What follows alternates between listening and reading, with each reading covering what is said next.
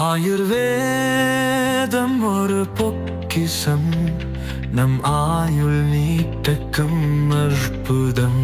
Doctor Srivarma's.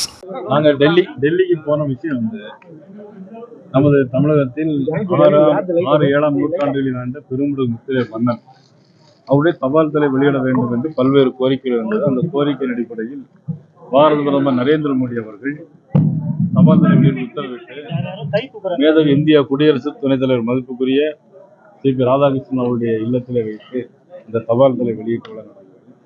மாண்புமிகு நிதியமைச்சர் நிர்மலா சீதாராமன் அவர்கள் கலந்து கொண்டார். மாண்புமிகு டாக்டர் எல்முருகன் அவர்களும் கலந்து கொண்டார். அந்த நிகழ்வை முடித்துவிட்டு உடனடியாக நாங்கள் வந்து உள்துறை அமைச்சரை சந்தித்தோம்.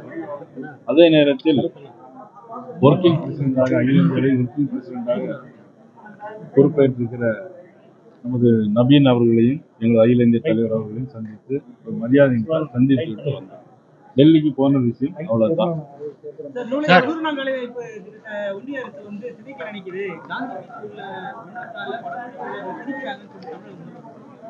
இதெல்லாம் இப்போ இவ்வளவு 5 வருஷம் ஆச்சு. திமுக வந்து எதை எடுத்தாலும் கோர்ட்டுக்கு போறது, மொழியை பற்றி பேசுறது, கேந்திர வித்யாலயா வேண்டான்னு சொல்றது, நவோதயா வித்யா ஸ்கூல் வேண்டான்னு சொல்றது, இதெல்லாம் திமுக ஒரு மடைமாற்று செயல். மக்களுக்கு நன்மை செய்ய வேண்டிய நோக்கத்தில் திமுக செயல்பட்டு வேண்டும். இந்த 4-3 வருஷத்துக்கு இதுவரை அந்த மாதிரி எந்த செயல்களையும் திமுக அரசு செய்யல. மத்திய அரசோட மோதல் போக்குல இருந்துட்டு சார். மத்திய அரசு ஆட்சினால மக்கள் ரொம்ப கஷ்டப்படுறாங்கன்ட்டு காங்கிரஸ் லீடர் செல்வ பெருந்தகை சொல்லியிருக்காரு. ஏன்னா ரேஷன் கடையில மத்திய அரசு 5 பைசா வாங்காம ஃப்ரீயா எல்லாம் கொடுத்துட்டு இருக்கோம். அது என்ன மத்திய அரசு மக்களுக்கு எதிராக செயல்படுதா? இன்னைக்கு சென்னையிலிருந்து இன்னைக்கு வர்றோம். இன்னைக்கு வேலூருக்கு 2 மணி நேரத்துல வந்துடுறோம். 4 வழிச்சாலை 6 வழிச்சாலை போடுறோம். அது மத்திய அரசு செஞ்சது. வந்தே பாரத் ரயில் 12 ரயில் தமிழகத்தில் வந்திருக்குது. வந்தே பாரத் ரயில் அது யார் செஞ்சது? மத்திய அரசு செஞ்சது. இப்படி நீ 14,000 கோடியா 83 லட்சம் பணம் மத்திய அரசு இந்த 5 வருஷம் மோடி அவர்கள் வந்த பிறகு கொடுத்திருக்கிறாங்க. மாவட்ட பாஜக இப்ராஹிம் சாஹிப் போற இடத்துல மாவட்ட பாஜக பெரும்பாலும் கலந்து கொள்வது அவர் வந்து புறக்கணிக்கிறாங்களா? மாவட்ட நிர்வாகம் மாவட்ட பாஜக வேலூர் இப்ராஹிம் அப்படின்னு சொன்னா தமிழ்நாட்டில் மட்டும் இல்லை, இந்தியாவிலே அவர் ஒருத்தர் தான் இருக்காரு. அதுதான் ஆனா இங்க மாவட்ட பாஜக பெரும்பாலும் கலந்து கொள்வது இல்லை. அவரை யாரையும் ஒதுக்க முடியாது, யாரும் கலந்து கொள்ளன்னு சொல்லல முடியாது. சார் திருப்பரங்குன்றம் விடுதலை சிறுத்தை கட்சி வர 22ஆம் தேதி ஆர்ப்பாட்டம் அறிவிச்சிருக்காங்க சார். சனாதன மற்றும் மதவாத சக்திக்கு எதிராக சொல்லிட்டு ஆர்ப்பாட்டம் அறிவிச்சிருக்காரு சார். திருப்பரங்குன்றத்துக்கு எதிராக யாரு அறிவிச்சிருக்காங்க? என்ன அர்த்தம் இருக்கிறது அதுல? அதாவது ஒரு கடவுளை கும்பிடணும், கார்த்திகை மாசம் தீபம் ஏற்றணும், இதெல்லாம் காலகாலமாக இருந்து வந்துட்டு இருக்குது. இதுல தீபம் ஏற்றணும் ஒரு நீதிமன்றம் தீர்ப்பு வாங்கியிருக்கு. அந்த தீர்ப்பு வந்து தவறுன்னு சொன்னா எப்படி அதுல இருக்க முடியும்? இதுக்கு போராட்டம் அறிவிக்க வேண்டிய அவசியம் என்ன?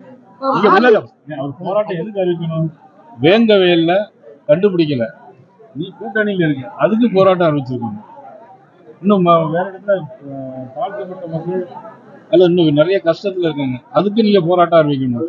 நீங்க கள்ளக்குறிச்சியில 65 பேர் செத்து போனாங்க சாராயம் குறிச்சி, அதுக்கு நீங்க போராட்டம் அறிவிக்கணும். கரூர்ல 41 பேர் இறந்து போனாங்க, அதுக்கு நீங்க போராட்டம் அறிவிக்கணும். இதை விட்டு போட்டு நீங்க இதுக்கு போராட்டம் அறிவிக்கணும்னா என்ன அர்த்தம் இருக்குன்னு தெரியும்.